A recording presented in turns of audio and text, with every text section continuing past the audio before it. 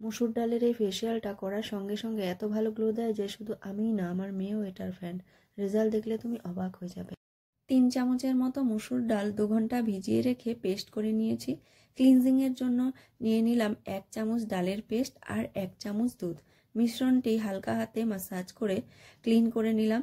এতে ত্বক একদম পরিষ্কার, নরম আর ফেসিয়ালের জন্য প্রস্তুত হয়ে যায়। স্ক্রাবিংয়ের জন্য আমি নিয়ে নিয়েছি সামান্য কুচনো আলু, আধা চামচ ডালের পেস্ট আর হানি।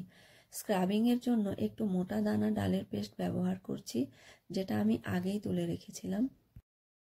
এগুলো মিলিয়ে হালকা হাতে 2-3 মিনিট মুখে স্ক্রাব করলাম। এই স্ক্রাব ত্বকের ডেড স্কিন তুলে ট্যান কমাতে আর ইনস্ট্যান্ট উজ্জ্বলতা দিতে দারুণ কাজ করে।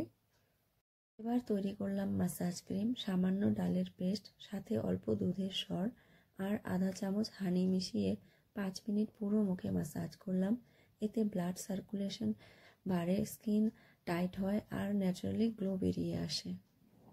যেই উজ্জ্বলতা পার্লারের দামি দামি ফেসিয়াল আনতে পারে না, সেটাই করে দেখায় এই ঘরে থাকা মসুরির ডালের ফেসিয়াল।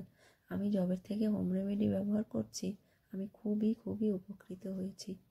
শেষে বানালাম আমার ফেস প্যাক। ভেজানো মসুরির ডালের পেস্টে আধা চামচ হলুদ আর 1 চামচ মধু মিশিয়ে ঘন প্যাক তৈরি করলাম। মুখে লাগিয়ে 10-15 মিনিট রেখে দিলাম। এই প্যাকে আসে টাইটনেস, ব্রাইটনেস আর দারুণ ফ্রেশ লুক। মুখ ধোয়ার পর আমি নারকেল তেল দিয়ে ত্বক ময়শ্চারাইজ করে নিয়েছি। তোমার ত্বকে কোনো সমস্যা থাকলে কমেন্ট করো, আমি সেই টপিকে ভিডিও বানাবো। ভিডিওটি ভালো লাগলে অবশ্যই একটা লাইক করো।